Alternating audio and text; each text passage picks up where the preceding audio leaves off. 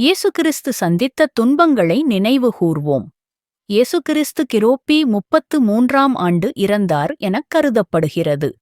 30 வெள்ளிக் காசுகளுக்காக இயேசுவை அவரது சீடராக இருந்த யூதாஸ் என்பவரே காட்டிக் கொடுத்தார் என்று வரலாறு கூறுகிறது. வரலாற்றின்படி இயேசு எருசலேம் காவலர்களால் கைது செய்யப்பட்டார். கைது செய்யப்பட்ட இயேசுவை கயபா என்ற தலைமைக் குரு விசாரித்தார். அவர் மீது பல முரண்பாடான குற்றங்கள் வைக்கப்பட்டது.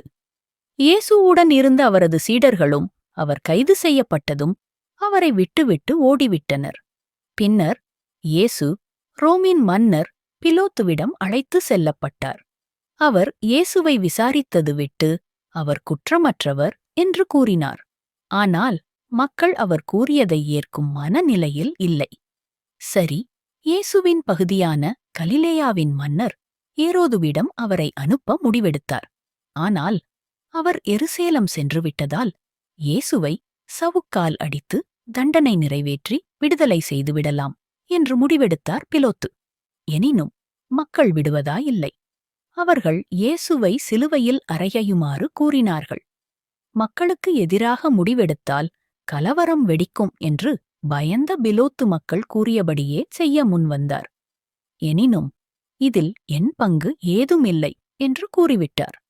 பின்னர் இயேசு முள் கிரீடம் அணிவிக்கப்பட்டு சிலுவையை சுமந்துவாரே கல்வாரிக்கு செல்ல பணிக்கப்பட்டார். இயேசுவை தலைவனாக ஏற்றுக்கொண்ட மக்கள் பலரும் கதறி அழுதனர். அந்நிலையிலும் இயேசு, எனக்காக யாரும் அழ வேண்டாம், உங்களுக்காகவும் உங்கள் மக்களுக்காகவும் அழுங்கள் என்று கூறினார். கல்வாரியின் ஒரு குன்றின் மேல் இயேசுவை சிலுவையில் அறைந்தார்கள்.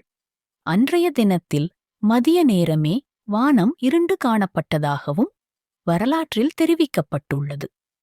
அதன் பிறகு இயேசு சிலுவையில் அறையப்பட்ட 15 நாட்களுக்குப் பிறகு உயிர் நீத்தார் என்றும் 3ஆம் நாள் மீண்டும் உயிர்த்தெழுந்தார் என்பதும் சான்றோர் கூற்று.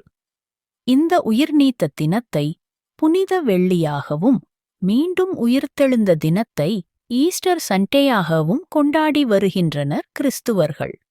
உலகின் மாபெரும் அவதார புருஷன் நம் இறைமகன் இயேசு பிரான்.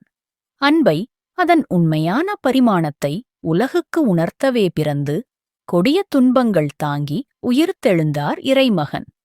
இயேசு பிரான் உயிர்த்தெழுந்த நாளினை ஈஸ்டர் பண்டிகை நாளாக உலகம் முழுவதும் உள்ள கிறிஸ்துவ மக்கள் கொண்டாடி மகிழ்கின்றனர். நியாமும் சத்தியமும் என்றைக்கும் மரிப்பதில்லை என்பதை எடுத்துக்காட்டும் விதமாகவே இயேசு உயிர்த்தெழுதல் நிகழ்வு அமைந்துள்ளது.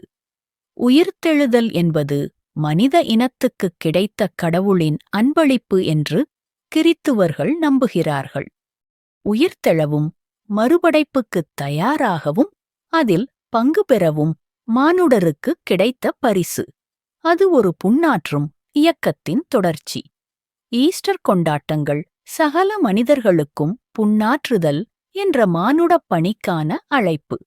மனிதருள் உறைந்திருக்கும் மரணத்தை வெல்லும் சக்தியை நினைவுபடுத்தி வாழ்வை புதுப்பிக்கவும் ரணமாகி வரும் புவியின் புண்களை ஆற்றவும் அளிக்கப்படும் அறைகூவல்.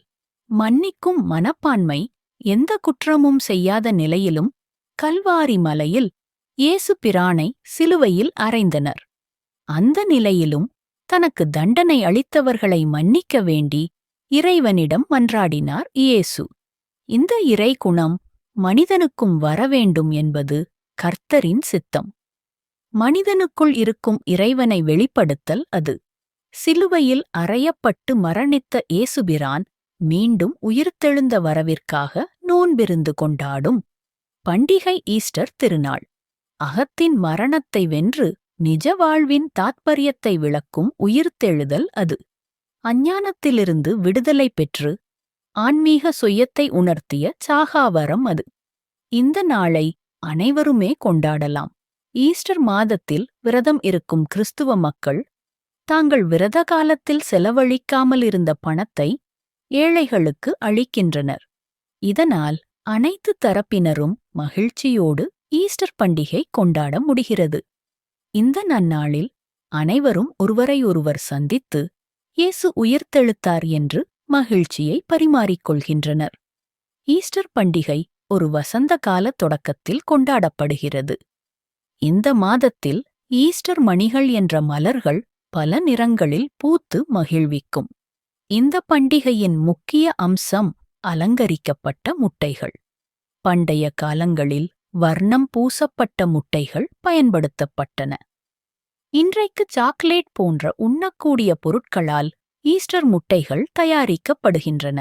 இந்த முட்டைகள் மறைத்து வைக்கப்பட்டு ஈஸ்டர் தினத்தன்று குழந்தைகள் கண்டறியுமாறு வைக்கப்படுகிறது.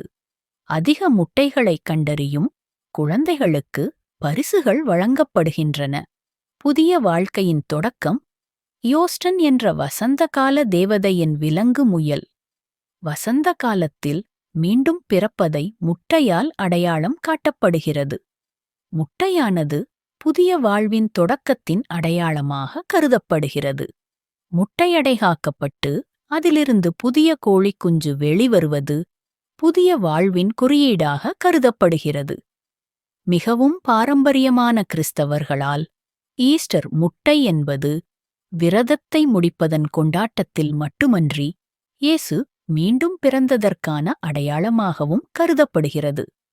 பாரம்பரியமாக ஈஸ்டர் முட்டைகள் சிவப்பு நிறம் பூசப்பட்டு வருகிறது. அது இயேசு சிலுவையில் சிந்திய இரத்தத்தை குறிக்கிறது. அதனுடைய கடின ஓடு கிறிஸ்துவின் மூடப்பட்ட கல்லறையையும் அதனை உடைப்பது மரணத்திலிருந்து அவர் உயிர்த்தெழுதலையும் குறிக்கிறது. முட்டையானது கல்லறையின் குறியீடாகவும் அதனை உடைப்பதன் மூலம் வாழ்க்கை புதுப்பிக்கப்படுவது அல்லது மீட்டெடுக்கப்படுவது சுட்டிக்காட்டப்படுகிறது. அனைவருக்கும் ஈஸ்டர் திருநாள் நல்வாழ்த்துகள்.